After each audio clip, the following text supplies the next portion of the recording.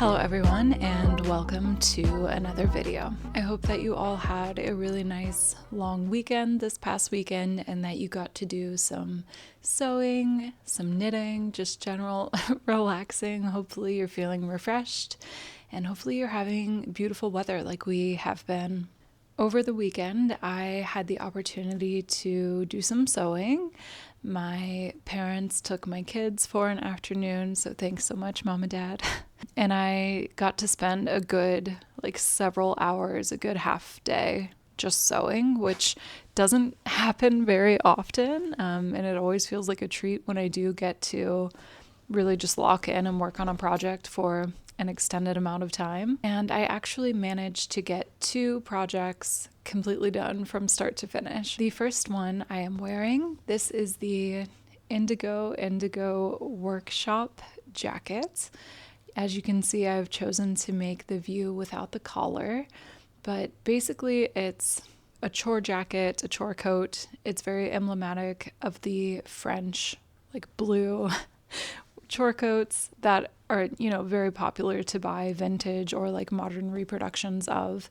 It has a lot of the features of those classic chore coats, and that's a style workwear that I really like. And this particular blue fabric that I happen to have worked really well with this pattern. The fabric that I used is a bull denim, and I believe the color was ink or ink navy. I'll try to find it, and if I can't, I'll try to find something similar and link it below. And as far as sizing, the Indigo Indigo workshop jacket is based off of a men's or a unisex block. So in my experience, having made men's patterns before, specifically a button-up shirt for reference, I find that they tend to be a little bit longer and a little bit more rectangular than women's wear designs. And because of that, I actually went up a size on the chart based on my body measurements. I think I could have made the 1, but this is the 2. They have 00, 0, 1, 2 and up, and I made the 2. And I did that for a couple of reasons. One, the model, I believe the pattern designer that's wearing this jacket in the product photos is wearing a size 2. And she's quite a bit shorter than me, but the bust and waist measurements that she listed aren't that dissimilar to mine. So it seemed as if maybe she had sized up as well. So this is the second size, and I also had one of you guys in the comments of my last video suggest this pattern to me when I asked if anyone had a favorite chore coat style pattern. And the person who commented also mentioned that they made the 3rd size and it was a little bit too oversized and that our measurements were kind of similar. So I felt pretty confident cutting out the 2nd size. I didn't make a toile or anything. I knew it was going to be generous fit. There's plenty of ease, but it's not huge. The sleeves are an appropriate length. The body of the jacket feels very comfortable, and it is oversized enough that I'm going to be able to wear a sweater underneath it very comfortably. This is the first pattern that I have made by the pattern company Indigo Indigo. I think they're relatively new or relatively small, just getting started. They have a handful of patterns, and a lot of them seem to be quite unisex in their design, which is really cool. I really appreciate when I can buy one pattern and make it for multiple people, multiple body types. That's really fun. And as I mentioned before, I do enjoy a workwear aesthetic. As for the pattern itself, I thought it was great. The instructions are really clear. Everything felt really approachable, one step at a time and you'll be able to do it. It wasn't overly complicated. I really appreciated that written into the pattern construction, all of the seams are fully enclosed. So I made, as I said, the collarless version here. It does have a facing on the inside that goes all the way around, but in addition to that facing, which encloses some of the raw edges, all of the other seams are flat felled. Even the sleeve attachment around where the sleeve attaches to the body, as well as the inside of the arm, that seam, everything is fully enclosed. So I could wear this inside out and you would not see any exposed seams. And I really appreciate when something is well designed and when something is made to last, specifically something like a chore coat, that the intention is it gets a lot of wear and regular wear, and it's not really a garment that you're gentle with. It's something that I plan to paint in, that I plan to wear outside often. And knowing that all of the seams are fully enclosed means that it's durable and it's going to last a long time, hopefully. Also, the fabric that I chose being a bull denim, it's quite substantial, but it's not super heavy. There's still a little bit of drape to it. I can't remember the ounce weight of the denim, maybe like 9 or 10 ounce if I had to guess, maybe like a 9.5 ounce bull denim. And I really love this color. It feels like a French blue. It's not a super dark navy, but it's not a royal blue. It's a really nice shade of blue. And overall, I think this jacket, if you count the time of like assembling the pattern and cutting out the pattern pieces, it probably took like 10 or 12 hours to make. The actual sewing time, like after everything was already prepped and interfaced and everything, maybe like 8 hours. So a really approachable weekend project, and I'm so pleased with it. I would love to make another one. I really like having a collarless jacket. I've made a lot of button-up shirts and light like denim type jackets, all of which have a traditional collar stand and like the top collar and the collar stand pieces. And I think it's really unique. I think it's really cool to have a jacket that is finished with just that facing piece. It feels like a little bit vintage. It kind of reminds me of like baseball shirts a little bit. But yeah, it's just a really unique detail and one that I enjoy. I also like that it has so many pockets. It also has an interior chest pocket. You could add more, but all of the attention to detail on this pattern is really good. The fit is great. The process of making it was a pleasure. I enjoy top stitching. If you have watched my other videos, you'll know that I really like making jeans.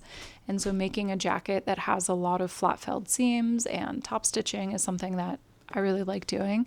I didn't do a contrast top stitching for this particular jacket just because I wanted it to really closely resemble those like vintage French blue chore coats, but it would be so much fun to play with.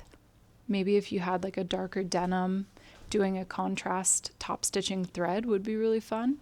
And I do think I will make another one of these in the future. I might make one for my partner because it is a unisex pattern. And I really like when PDF patterns have layers. Not all of them do, but it's nice when they do because then you can just print your size and then cut that out and you don't have to worry about tracing. So I might have to print a few sizes up and make another one for my partner. It's just a really great jacket. And I happen to have just enough fabric left. I think I had a 3-yard piece of this navy bull denim, and it was quite wide. And I think the jacket probably took about 2 yards of that to make for my size. And so I had that yard left over, and I was able to fit a pair of Anna Allen Pomona shorts, which is really fun to have like a jacket that's relatively lightweight with a pair of denim shorts for spring. It's like a really nice set to wear together as well as mix and match separately with other things in my wardrobe. And yeah, I managed to make both of those projects over that long weekend, and I'm so pleased with both. I am very thankful to all of you guys for commenting and recommending this pattern, as well as just Indigo Indigo as a pattern company in general. It's not one that was really on my radar or that I had seen a lot of other people trying, but having discovered them and like checked out their Instagram a little bit more thoroughly, they do have quite a few patterns that look really promising. They have like I don't know if they call it a work pant or maybe it's a studio pant that look really good, that would pair really nicely with a jacket like this too, if you wanted to make a full set of kind of like a workwear not suit, but you know what I mean, to have a matching top and bottom. And yeah, I'll definitely be trying more of their patterns in the future. I also wanted to mention, because I talked about it in my last video and just kind of the conversation about chore coat work jacket patterns in general, I had mentioned the Fabrics Store jacket, and I had also mentioned the Merchant and Mills Painter jacket as ones that I was considering, and I'm really glad that I went with this particular pattern. The Fabrics Store Paula workwear jacket has some similar features, like it has the rounded patch pockets, it doesn't have an interior pocket, and it only has the view with the collar, but there is a similar shaped facing that you could probably make a version without the collar. However, it doesn't have flat felled seams designed into the pattern pieces, and in order to do that type of seam finish, you need a little bit more room in the seam allowance. It would be difficult to do it with like a 1 centimeter seam allowance, for example, and this pattern has like 3/4 inch seam allowance allotted for the areas where you're doing a flat felled seam. The facing seam I think was like the centimeter typical amount, but having that built into the pattern made it a lot easier to do things like the flat felled seam that goes on the sleeve and around the armholes. You really do need extra fabric to do that comfortably and cleanly. I would also say that having done both, that the Fabrics Store pattern used to be free and it no longer is, so this may be different, but when I made it, the instructions were a little bit like you had to follow the instructions for one part would be like on one blog post, and then maybe the instructions for the collar were on a different blog post. And so I don't know if that's changed now that it's behind a paywall, but when I made it, the Fabrics Store instructions were like a little bit hard to, you had to jump around a bit to get all of the information that you needed. And I also think that the design and the attention to detail and the finishings and the fit, everything on this one just feels like more elevated than the Paula workwear jacket. And I'm really, really pleased that I chose to purchase and make this pattern. There are a few things about the Merchant and Mills Painter jacket, like the elbow patches. There may be a couple of other details that it had, like more parts that you could probably add to something like this if you wanted to. But yeah, I ultimately chose this pattern because of the seam finishings and having the two views, one without the collar, as well as the interior pocket. Like everything about this was exactly what I was picturing.